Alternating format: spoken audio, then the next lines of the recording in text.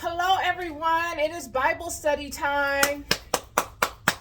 Looking forward to delivering a thought provoking Bible study for you all today. Um, Quick disclaimer today, something new. If you feel that my content is necessary, if you enjoy hearing my revelations and my perspectives on the biblical text, please subscribe, please like, and please share. But also, if you feel as if you would like to support this channel, this is an organic endeavor of mine that I'm being led by Spirit to pursue. And I can really use all the help I can get in launching this and spreading it. So if you find it worthy, if you like to continue to hear and to see me post quality Bible studies and even expand upon my content, because I have a diverse, very diverse and an expansive vault of knowledge and experiences that I would like to offer up to you all. And in doing so, it takes a lot of time, you guys. It does. It takes a lot of time. It takes a lot of equipment. And all these things I just kind of fund on my own. And if you're interested in assisting, please, I will have a donate link added to the page. I welcome all donations. They will be very helpful. They will bless this channel with your energy in the form of currency, and also in your energy in form of you liking and sharing the content. So I can use all of the positive energy that I can get. Again, I'll have the link added to the YouTube page, and I think I'll be able to have it added to the video, whether you see it on Facebook also. All right, so moving forward, we have an interesting thought-provoking Bible study today. We are still in the book of Isaiah. Actually, I think we might have one more Bible study in Isaiah, or this might wrap up Isaiah. I'm not sure. And then we'll be moving out of the book of Isaiah. But we will be speaking out of the book of Isaiah today. We're going to be moving around the book, but we're going to start off with chapter 43, verse 19 through, 28. So very interested in seeing how God will direct me in the discernment of his word today. So let's just get going. Let me do my invocation and ask God to direct me in the discernment of the word. Heavenly Father, I come before you in love, looking for you. I ask that you speak through me. Use me as your vessel to speak your truth to the children. Provide me with clarity and direction. Let it be you that is speaking through me, and lessen me in this space. Protect this space. Cover me with your attention and your protection. In love, I come before you, giving you thanks and honoring you for all that you are, all that you have been, and all that you will always be. In God's name I pray, amen. All right, y'all. Okay, so we're going to start off with chapter 43, verse 19 through 28. Okay? All right. Verse 19. Behold, I will do a new thing. Now it shall spring forth. Shall ye not know it? It will even make a way in the wilderness and rivers in the desert. The beasts of the field shall honor me, the dragons and the owls, because I give waters in the wilderness and the rivers in the desert, to give drink to my people, my chosen. This people have I formed for myself. They shall show forth my praise. But thou hast not called upon me, O Jacob. But thou hast been weary of me, O Israel. Thou hast not brought me the small cattle of thy burnt offerings. Neither hast thou honored me with thy sacrifices. I have not caused thee to serve with an offering, nor wearied thee with incense. Thou hast bought me no sweet cane with money, neither hast thou filled me with the fat of thy sacrifices. But thou hast made me to serve with thy sins. Thou hast wearied me with thine iniquities. I, even I, am he that blotteth out thy transgressions for mine own sake, and will not remember thy sins. Put me in remembrance. Let us plead together. Declare thou, that thou mayest be justified. Thy first father hath sinned. Thy teachers have transgressed against me. Therefore I have profaned the princes of the sanctuary, and have given Jacob to the curse, and Israel to reproaches.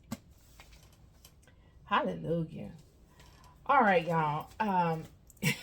So Isaiah the prophet, the book of Isaiah really chronicles a lot of different things that's already transpired. You know, we speak to Hezekiah and Sennacherib and all of those intimidation factors that the children are experiencing amongst the nations, because everybody's vying for the attention of these children. The attention of these children is a high value commodity. If you could turn these children, you could be somebody. If you could get the attention of these children will make you powerful. They will make you a force. They will make you a presence to be reckoned with, just with their attention. With these children's attention, let's just say for these children's attention, many has done the unjustifiable. Many have done it. You can go list by list, line by line. They lined up one after the other. They came here in a convention, all vying for the attention of these children. They created ingenious plots. They went against what was sacred. I'm talking about against all odds, y'all, just to get the attention of these children. The children that they initially went for were the women. That's a whole nother Bible study. That's a whole nother one right there. They initially plotted on the women because the women were the gatekeepers. The women were the entryway into the entire system. If you could turn the women, you had it all. It would automatically adjust itself and the kingdom would become yours. But you had to get past the mothers. And again, that's a whole nother Bible study. But this text today is speaking to God, speaking wrath and blessings. We've seen this time and time again. And I was initially going to speak to the children being held hostage. It was on my spirit this week as far as these children, and even now, the children, a lot of us are held hostage. When you look at Eve in the garden, in the beginning, if you want to use the Adam and Eve story and how the devil, by way of the serpent, beguiled Eve and had her transgress. Beguiled mean fooled her, lied to her, and her knowing the rules, she allowed it. She allowed herself to be deceived. She took the bait. And she immediately recognized her error. After she took the bait, the serpent presented himself as who he really was. The facade faded away. And she was immediately held hostage. She was held hostage to guilt initially. And then guilt led into worry because now there's going to be a punishment. And she felt isolated, and immediately she called on her mate. She called on Adam. And the devil, through her, beguiled Adam. And it just multiplied. You don't even have to go for that story. If you're not because there's many people in the world. You got people that just don't believe. You got people in the world that aspire to a idea or a perspective that they are gods.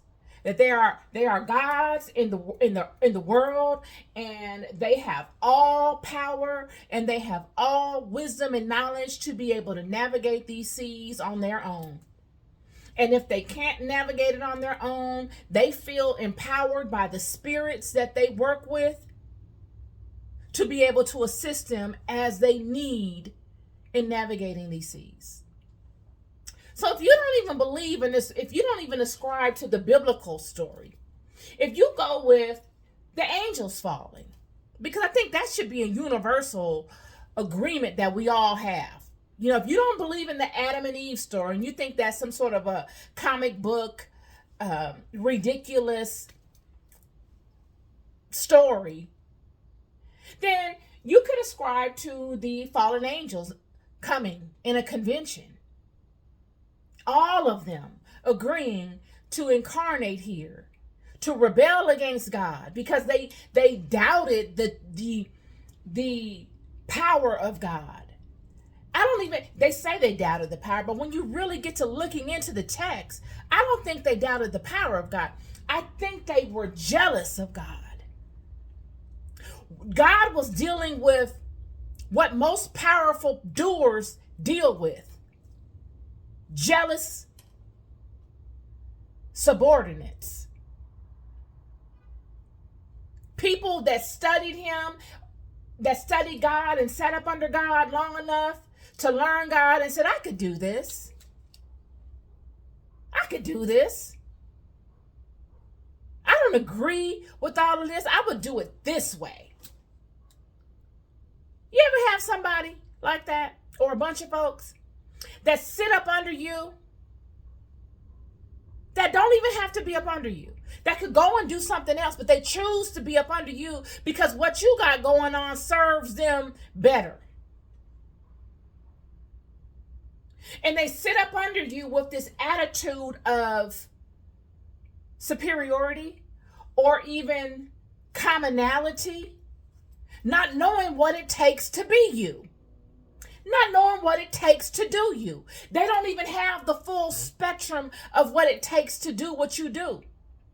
You've trained them or hired them on because of a specific skill set. And because their roles are delegated by you, you limit the amount of knowledge you give them. So they think what they know is everything.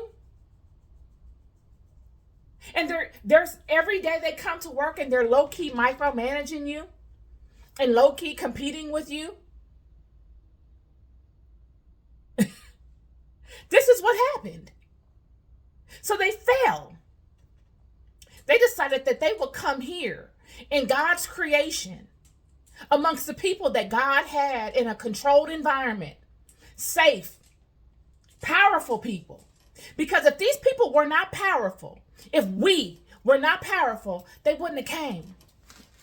Friend, they wouldn't have sacrificed everything to come to this space and to incarnate as they did. They didn't have the full story. They thought they did. So when they came and they took it upon themselves to make an executive decision, they ate off of that in the beginning. It worked. Or it seemed like it did. As all plans do in the beginning, they usually do work. And in time, you get to seeing, okay, well, I didn't think of that part. I didn't even know this was a possibility over here. Okay, God is surely He's going to find out off of this.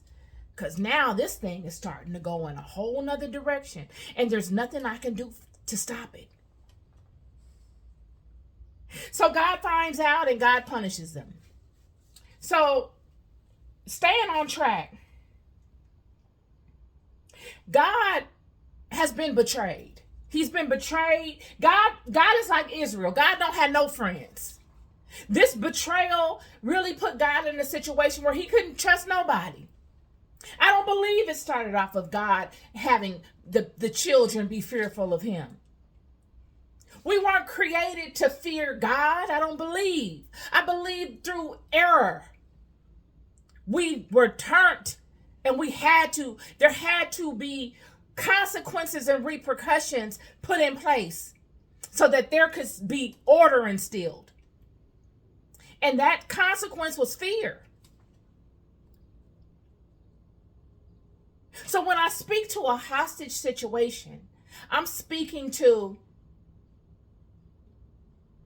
Eve. When in this text, verse 27, it says, "Thy father has sinned, and thy teachers have transgressed against me." Thy father. Who is our original father? Adam. He sinned. The original mother is Eve. Now, let's not get caught up in all this other stuff, because like I said, I've had a metaphysical background. And one thing you will see across the globe is that the names differentiate. They do. But the people the same.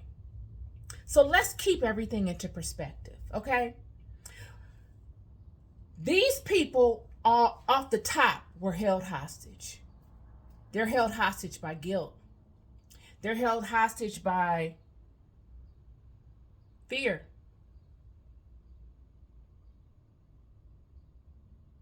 And it snowballs to the point that Eve gives birth to Cain after this. This is the firstborn, who was the son of the sin that she had, of this union she had with the serpent by way of the devil. Cain comes on the scene, and Cain is born into, he inherits the guilt multiplied. Because could you imagine what he felt like knowing what happened? Psychologically, knowing that he's condemned, he's outside of God, he is a seed that should not have come about. He felt inadequate. It's been spiraling since this. It's been spiraling. You got the fallen ones, guilt, regret, held hostage. Guilt, regret, bound. They were bound here. Once we can get this part under our thumb, a lot of this stuff going on will make sense, because everything that's going on right now is in direct correspondence in relation to all this that happened in the beginning. All of these same gods, all of these same angels, all these same beings, their children, they're all here. They haven't left. They've mingled. This is why Solomon, and this is why Israel, the children, were not to mingle. This was what was a big deal. It had nothing to do with racial superiority. It had to do with keeping the fallen ones and the children separate. Not mingling the bloodlines, not mingling the judgment. I'm telling you. Okay, so when we look at this text of Isaiah chapter 43, God is saying in this text, you don't even regard me. You have transgressed so far from your original state of knowing me and your purpose in this life, and you knowing why I created you. You have transgressed so far that you don't even know who I am. Remember, Eve is guilt-ridden, Adam guilt-ridden, kicked out of the garden, having to go and make it on their own, having to, after they transgressed, that which was innately in them and over them as a covering was stripped away. This is the beginning of the issue. This is the beginning of idol worship. That which was innately over them, a part of them, a portion of it was stripped away. This is why Adam wanted to take the herbs and the different plant species of the garden, because they had the essence of what was stripped away. So now he had to get it out of a plant, what was naturally occurring within him. This is how the idol worshiping thing all began. So they are multiplying in the earth. And even though the God spirit is within them, they still feel naked. They feel ashamed. Guilt. They are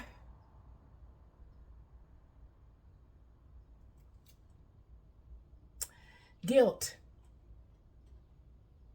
Nonetheless, Adam and Eve procreate. The people start to multiply in the earth.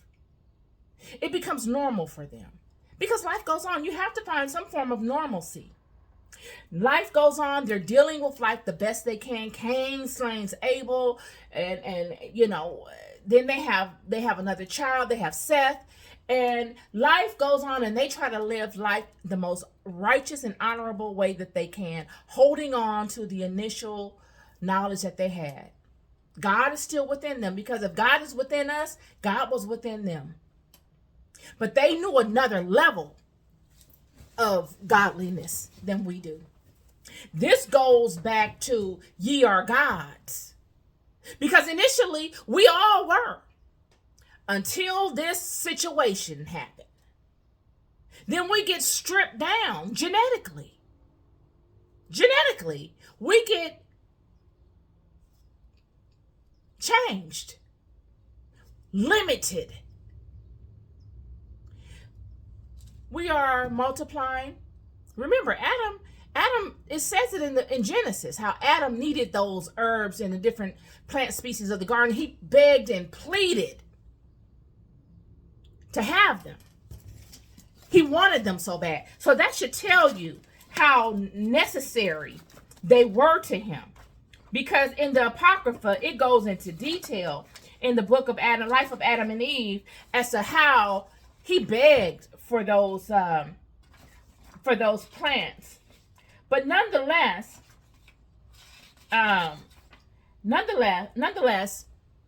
life begins to multiply on the earth. And the children start to continue in the cycle of what Adam is doing. Looking outside of himself to gain that aspect of self that he lost. So the children are idol worshiping. They're giving their essence over to man-made items. They're putting their attention into their creations. And in doing so, they are creating in the earth, and they are worshiping their creations. Initially, all that they wanted was within them. Everything was self-sustaining. They had everything they needed within. But because of their transgression, they were kicked out. So here we go. Thus, book of Life of Adam and Eve, chapter 29. Thus spoke the Lord and ordered us to be cast out of paradise. But your father Adam wept before the messengers opposite paradise, and the messengers say to him, what would you have us to do, Adam? And your father said to them, behold, you cast me out. Please allow me to take away fragrant herbs from the paradise, so that I may offer an offering to God after I have gone out of paradise, that he may hear me. And the messengers approached God and said, Yah El, perpetual king, command, my Lord, that there be given Adam incense and sweet fragrance and food. And God commanded Adam to go and take spices and fragrant herbs. So he took crocus and nard and calamus and cinnamon and other seeds for his food. And after taking these, he went out of paradise, and we were on the earth. They fell, and we were on the earth. That's a whole nother one. But we're not going to get all lost in the sauce today. But so now they feel as though they must find what they need outside of themselves. And this is the constant battle. So the children are multiplying, they're worshiping idols, they're mingling with the fallen ones. The fallen ones are having it as they want. It's popping. I don't want to get lost on that. I've already done a Bible study on that. But the moral of the story is everybody was held hostage. But they made do with what they had to do. They made the best out of it. The fallen ones are hostage. They're hostage. They're bound here. They can't leave. They're condemned. They're mournful because I know they want to go. They want to leave. I know they don't want to be bound here because that wasn't the initial motivation. They never thought that they would be bound here. This place was not a cut-off sanctuary like it is now. It wasn't like that initially. It was things, people coming and going. When you look at Egypt and you look at all of the different monuments, these are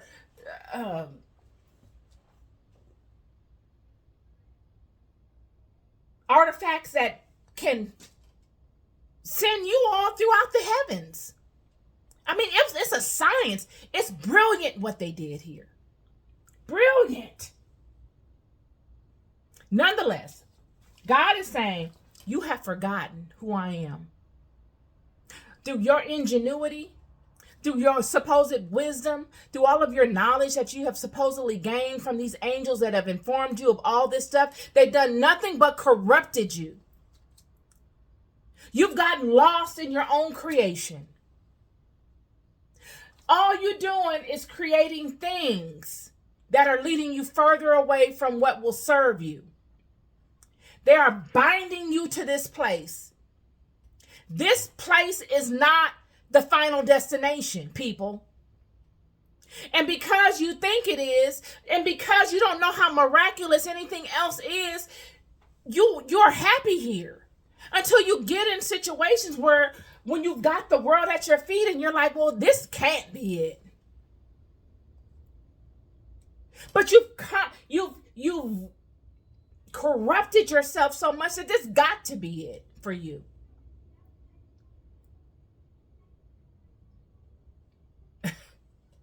So God is saying,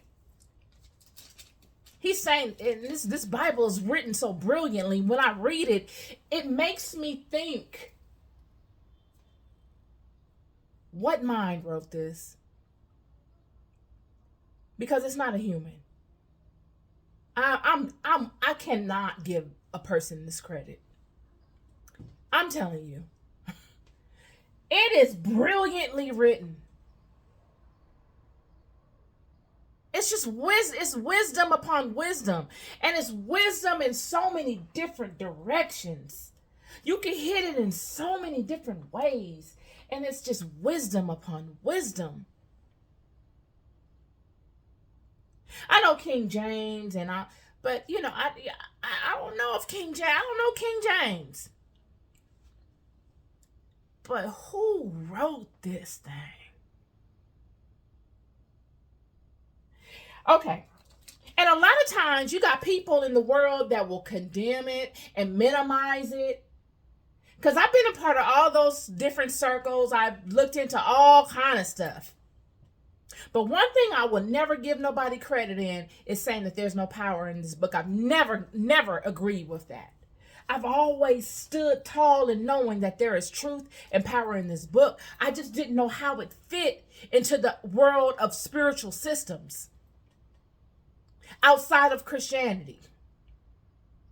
And 9 times out of 10, 9.99 times out of 10, the people that discredit this book haven't even read it. They be talking so much stuff, they haven't even read it. Because to read it, you will quickly, I'm not talking about one chapter, I'm talking about taking your time and reading this thing. You will quickly come to the realization that this book have a lot of truth in it.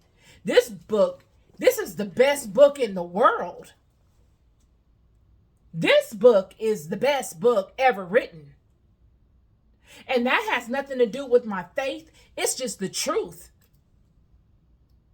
But nonetheless, God is saying to the people, I formed you. There is no other God outside of me. I don't care what these people are telling you, because these people have come upon you. You are my children. These people are my servants. They've just betrayed me, and they want to be me. And they come down here and they've gotten up under you and they have fooled you because they want your power, because they want to be somebody. They want to be me. So they want to replace me, and they're misguiding you. And they're taking your attention away from me. Even though I created you in my own image and my own likeness, I reside right within you. This is not an outside game. You have forgotten. If you think you are a God, you're right. I created you to be. But are you living to that expectation? Or have I lessened your ability to get there? Or let's just say this, I haven't lessened your ability to get there. I have made it so that you have to go through levels to get to that, for that to be unlocked within you. You'll never reach that just by saying that that's you. It's an activity-based sport. So God is saying, you haven't brought me a offering, but you bow to these gods all the time. I haven't even required you to do that. I haven't required you to offer me incense. I haven't required anything of you. But listen to this. He says, thou hast bought me no sweet cane with money, neither hast thou filled me with the fat of thy sacrifices, but thou hast made me to serve with thy sins. He said, you have made me to sit in your mess with you. Thou hast wearied me with thine iniquities. You have made me tired because of all of your nonsense that you keep up. Because you are corrupted and you don't even know it. You call upon my name and you use my power to war with your brothers and sisters in my name. How dare you? And I still loved you, and I still showed you favor, and I've turned a blind eye.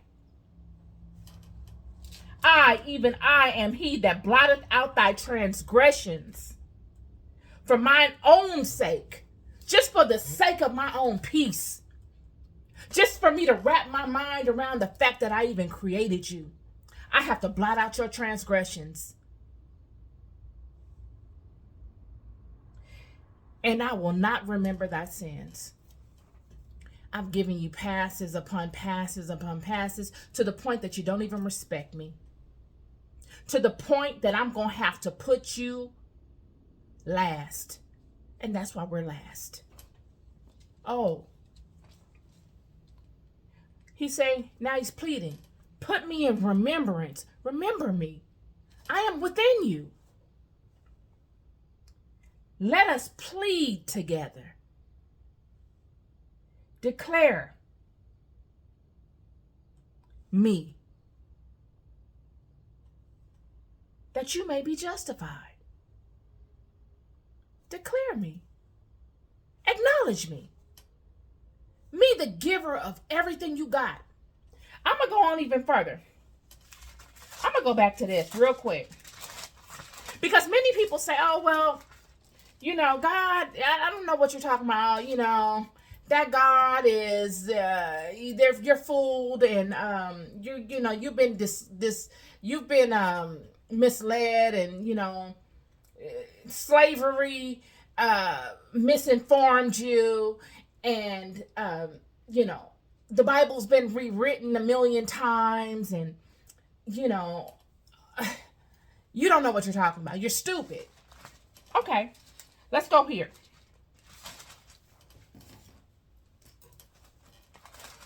(44) verse 8.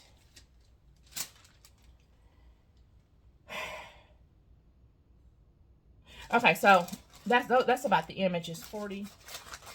I'm going to go to verse 40. Okay, so 40, verse 18 through 23.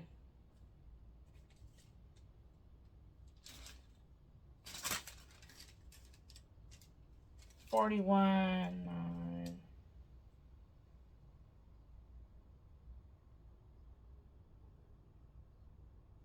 So what I'm trying to get to, 41:21 through 39. So, okay, so this is what I want to get to. Verse 21, chapter 41. Produce your cause, saith the Lord. Bring forth your strong reasons, saith the King of Jacob. Let them bring them forth and show us what shall happen. Let them show the former things what they be, that we may consider them, and know the latter end of them, or declare us things for to come. Show the things that are to come hereafter, that we may know that ye are gods. Yea, do good or do evil. Do either or. Do something, though, that we may be dismayed and behold it together. Verse 24. Behold, ye are of nothing, and your work of naught, and abomination is he that chooses you. So when you say you are a God, because I got to get to this God thing. When you, it makes people feel prideful. I'm a God. You're a God. That's a big title. When you say you are God, are you able to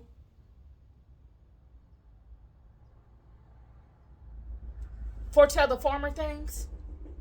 Can you make sense, perfect sense, of the former things, the things that have already transpired? Can you make sense of the history of this world? Simplify it? Can you speak to that? Because that's what gods do. Okay. Show us what shall happen. Let them show the former things, what they be, that we may consider them, and know the latter end of them. Let us know how it's going to turn out. Talk it from the beginning to the end. Because that's what gods do. Gods write things into existence. They allow things to happen. And they send a Messiah to come and save the day. Can you declare the things to come? Many of us don't even know what tomorrow holds. All of us. None of us. But you're going to sit here and say that either there is no God, there's no method to this madness, there's no method to the mathematical perfection all around us, there's no synchronicity, there is no symbionts between the sun and the moon, there is no order amongst the heavens and all the planets within them. There is no order on earth.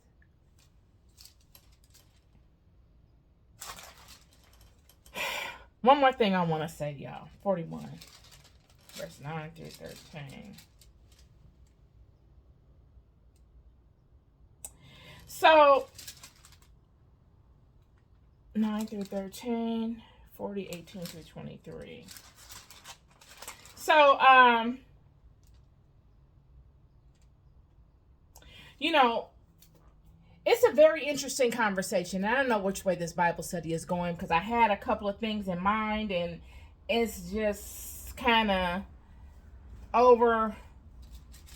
it's going all over the place. But nonetheless, I wanted to speak to idol worship, but I don't really feel like I want to go there right now. This Bible study has to do with God saying that I'm your God. I'm inside of you. It is an inside game. This is not an outside game for an entity looking to control you because they need your attention. This is your creator that created you in the image of their own image, his own image. That this God's footman betrayed. And now everybody is vying for your attention. because your attention is so powerful. If you knew who walked with you, if you knew, when I say who walks with you, I'm talking about inside of you, your vessel. This body is a vessel to be able to make change in the world, to be able to act with their hands, to take what is from spirit and make it malleable and tangible in the earth, to create in the form of energy, to receive perspectives and ideas in the form of thought. Do you think your thoughts are your own thoughts? See, this is the thing. We all want to be so powerful. This is what got you caught up. Many of us need to know our role. Who are you? What is your role here on earth? You are an ambassador of God in the earth. You have a time frame to be a gift in the earth. But all we do is serve things that will never benefit us in eternity. They don't benefit us. The things that benefit us in eternity are how we are to one another. What have you put into your bank, into your spiritual bank? Because a lot of us out here chasing the bag. Oh, you better get the bag. Oh, you ain't nothing. You don't have a house. My house is bigger than yours. You're not driving the car that I have. You're not nothing. Yet, your spiritual bank account might be in the billions. And they might not even have $1. They might not even have $1 in it. We were put here to be ambassadors in this world because this world is based off of a love frequency. Hate, all of that ideology of one-upping somebody and making somebody feel bad and causing havoc and harming somebody, that don't do nothing for you. It bankrupts you. It doesn't do anything for you. God will allow you to keep at it. And it will not do nothing for you. In fact, it will bless the one that you're wreaking all that havoc on in your face. They will be blessed right in your face, and you won't be able to say or do nothing about it. If you were to harm them and take away their life, where do you think them people gonna go? Are you harming them? Because the one that devises to take another's life is the one scared of their own life getting took. I'm telling you, God is miraculous. This thing is so amazing, but you'll never know it unless you walk it. God is saying, I'm right inside of you.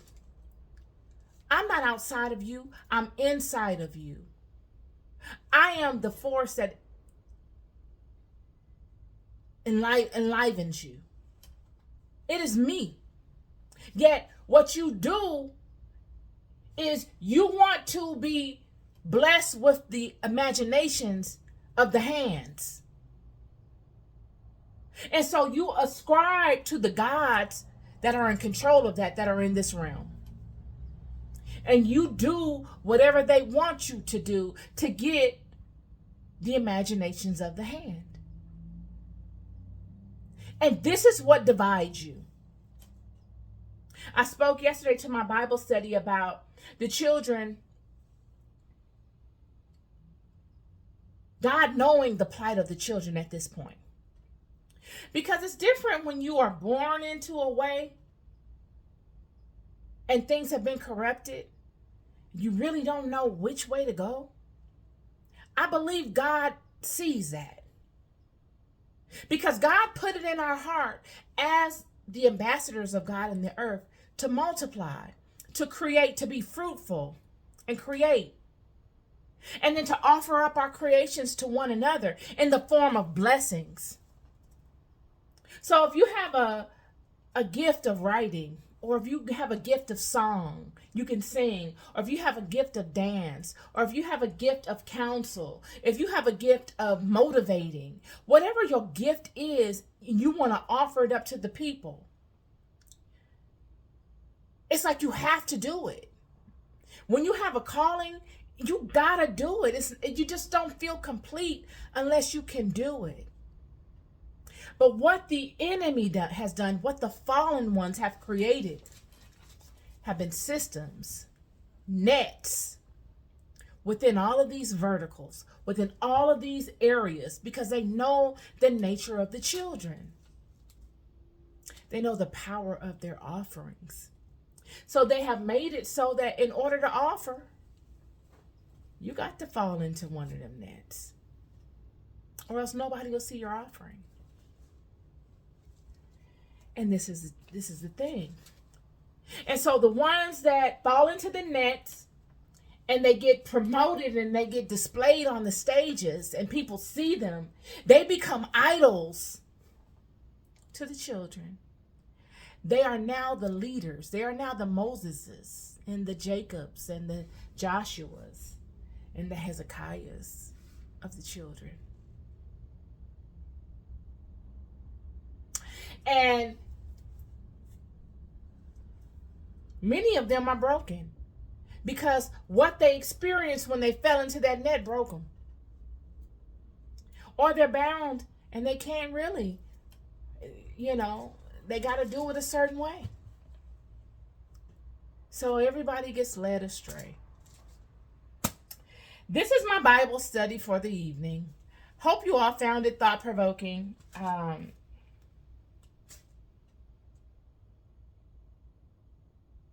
We're loved more than we'll ever know. I know y'all tired of hearing me say it. We are. We got a relentless love over us. It is a relentless love. It's a love, it's an understanding love, because God and the ancestors and all of the angels, many of us are around angels every day and don't even know it. They come in the form of people that look like me and you. You would never know. They watch, they see. They interact with you. They probably part of your circles. Because how else would some of these stories be told? How? Either there was an invisible force there that can make itself invisible and perceive what's going on, and then go back and put themselves in a circle where they could write it and put it away so that it's safe for years, to only to be found thousands of years later, like these books. Or they were visible.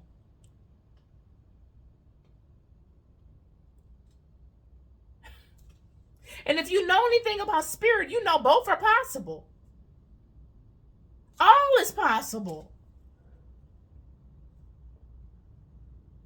We're loved more than we will ever know. We are not unsupported here. We are not. But you got to step out in your knowing to know that you got support. That's the only way you'll know. God is a God of courage. Many of you are afraid to do things.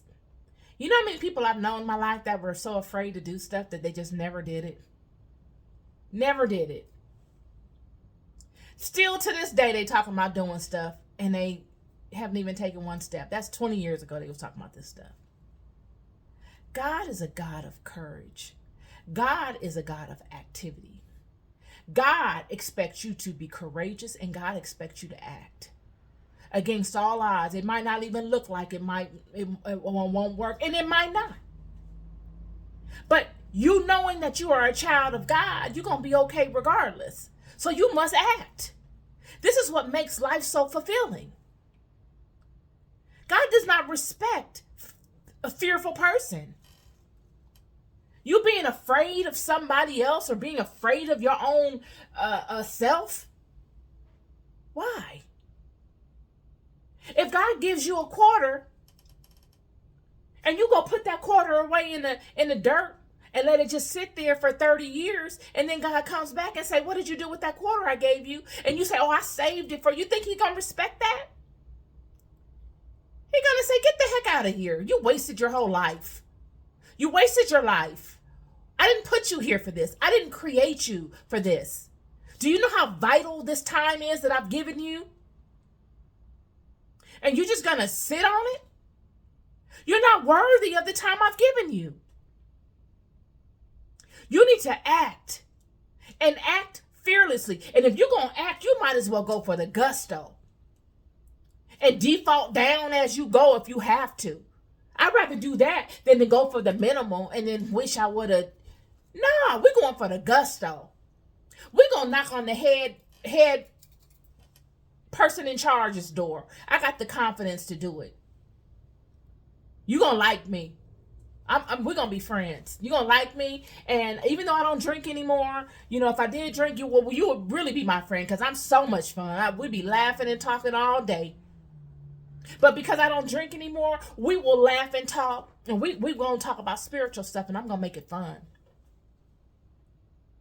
That's how much faith I have. My faith is because of my walk. I have come in and out enough with God to know that if God be with me, who could be against me? I don't care what none of y'all talking about. This is a high, intense video game. We playing Pac-Man around here. It's Pac-Man. Forget it. It's all or nothing. So you have to think of it like that. And God encourages that. God admires that. And I believe Satan admires it too, because it ain't a lot of that cracking off around here nowadays. Not to say that Satan is like, oh yeah, I'm gonna bless you. No, I'm not saying that. But the demons that are set up to be the nemesis, because you got positives and negatives. That's how life is. That's how you get a balance. You think life is gonna be all good? You tripping. You're just crazy. It's positives and negatives. But when you step out on faith and you're knowing, and you say, okay, come with me. Okay, I took that hit. That was a pretty heavy hit. Okay, all right. But you're gonna have to take one too. You gotta take some to get some. I think they look and say, okay, she's giving me something to do. Because I've just been sitting around. Ain't nobody really giving me nothing to do. Keep going. You're loved more than you'll ever know. The God that you serve is within you. So doesn't that say ye are gods? It's similar to that. Ye are.